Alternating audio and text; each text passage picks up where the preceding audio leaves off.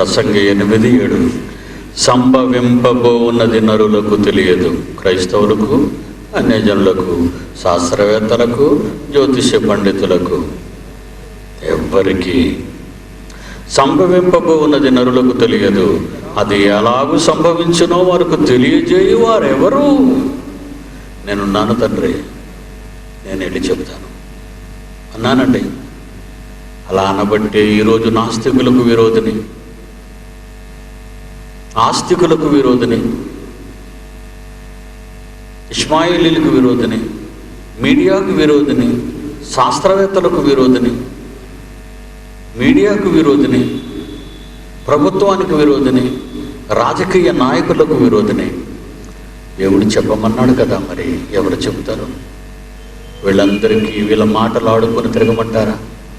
బైబిల్లో లేనివి జరగనివి జరుగుతాయని మిమ్మల్ని నమ్మించి మోసగించి ఈ చిన్న జీవితం కోసం నన్ను బ్రతకమంటారా? చెప్పండి.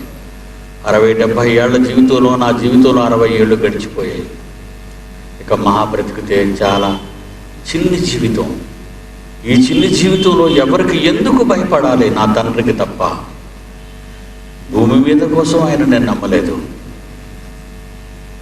క్రీస్తునందు కేవలము సుఖాల కోసం, అవసరాల కోసం, శరీర అవసరాల కోసం నేను యేసుప్రభువుని నమ్ముకోలేదు.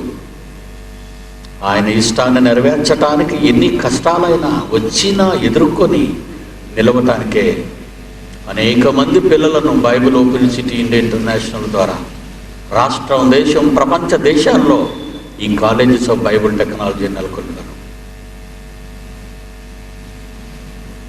మీరు డబ్బిస్తే కానీ నేను చేయనని మిమ్మల్ని మేము అడగలేదు. పెద్దవాళ్ళకు ప్రార్థన చేయడానికి 2,000 ఇవ్వండి, చిన్నపిల్లలకు ప్రార్థన చేయడానికి 2,000 ఇవ్వండి, మీ వ్యాపారం బాగా లాభసాటిగా ఉండడానికి 2,000 ఇవ్వండి అంటున్నాడు దినకరన్. ఈరోజు చచ్చిపోయాడు.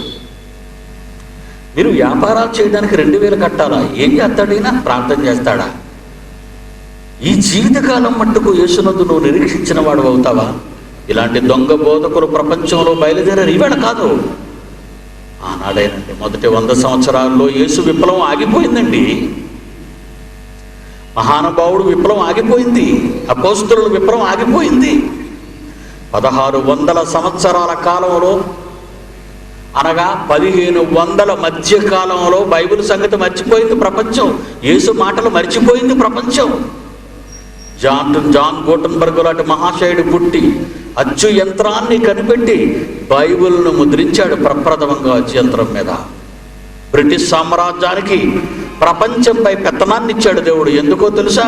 వాళ్ళ దగ్గర ఫిరంగులు ఉన్నాయని కాదు, రవి అస్తమించిన సామ్రాజ్యానిగా వాళ్ళు నిలబెట్టడానికి కారణం అచ్చు యంత్రం ద్వారా ముద్రింపబడిన బైబిల్ ప్రపంచ దేశాలకు, ప్రపంచ ప్రజల చేతుల్లోనికి వెళ్ళాలనండి వచ్చిందండి. 1600 సంవత్సరాల కాలంలో ప్రపంచానికి బైబిల్ వచ్చినా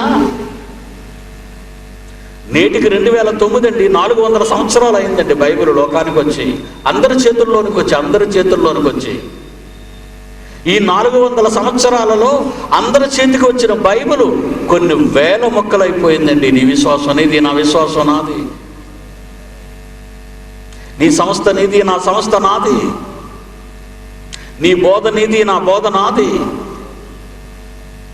ఒకే బైబిల్ అయినా, ఒకే యేసైనా, ఒకే విశ్వాసమైనా, ఒకే అనే పదాన్ని చదువుకున్న ఈ క్రైస్తవులు ఇన్ని ముక్కలుగా ఎందుకు అయ్యారు అని ఏ ఒక్కరైనా ఈ 400 సంవత్సరాల్లో ఆలోచించారా? చెప్పండి న్యాయం. అలా ఆలోచించలేదు కనుక బైబిల్ గ్రంథం మత పుస్తకం అయింది. క్రీస్తును నమ్మిన ఈ మంచి మార్గాన్ని మతం అని ముద్ర వేసింది ప్రపంచం. ఒక అబద్ధాన్ని ఖాయపరిచింది, నిజాన్ని సమాధి చేసింది. మరలా 2000 సంవత్సరాల తరువాత ఇది పట్టుకున్న ప్రారంభ రోజుల్లో 1968 ప్రాంతంలో నేను ఈ బైబిల్ పట్టుకుని సమాజం మధ్యకు వెళితే వీడికి పిచ్చి పట్టిందన్న ఈ సంఘాలు, వీడు అబద్ధ బోధకుడన్న ఈ సంఘాలు. అందుకే ఈరోజు ప్రపంచాన్ని పైనుంచి నరుక్కొచ్చాను. శాస్త్రవేత్తలు నరికేశాను, చరిత్రకారులు నరికేశాను, మానవ అజ్ఞానాన్ని సమాధి చేశాను. ప్రపంచ క్రైస్తవ్యం మీద విరుచుకుపడ్డాను. అందుకే ఇది బైబిలు. ఎప్పటికైనా అంత్యకాలపు పిలుపు, చివరి గడియ మేలు కొలుపుగా బైబిల్లో ఉన్న మహాజ్ఞానాన్ని కనీసం మీ పిల్లలకైనా నేర్పించండి, మా దగ్గరికి పంపించి. ఫ్రీ